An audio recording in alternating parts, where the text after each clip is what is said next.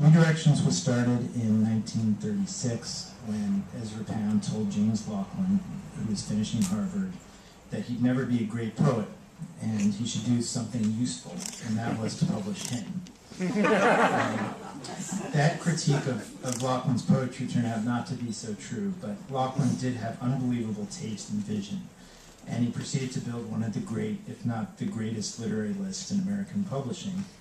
He introduced such writers for the first time as Ezra Pound, William Carlos Williams, Dylan Thomas, Tennessee Williams, Marion Moore, E.E. Cummings, Camus, Sartre, Lorca, Pablo Neruda, Jorge Luis Borges, Yukio Mishima, Henry Miller, Denise Leritoff, and many others.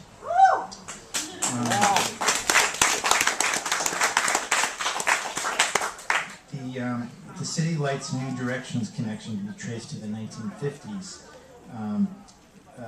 A scholar named Ian McNiven, who's actually married to our former publisher, is writing a biography of James Laughlin that Farrar Straus is publishing in a couple of years. And I spoke to him, and he was telling me that the Laughlin-Ferlinghetti correspondence really began in 1956. But they met in San Francisco earlier when Laughlin came out to visit Kenneth Rexroth, and they were most likely together at Rexroth's famous Thursday evening at Holmes. Well, in 1958, New Directions published Lawrence's The Coney Island of the Mind in paperback, which sold an astounding 40,000 copies the first year.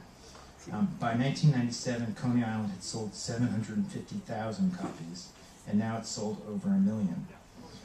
With the exception of Tennessee Williams' The Glass Menagerie, Coney Island is New Direction's greatest selling title. City Lights published James Laughlin and Kenneth Rexroth, and the two presses have shared authors and literary taste and influenced each other's programs over the decades.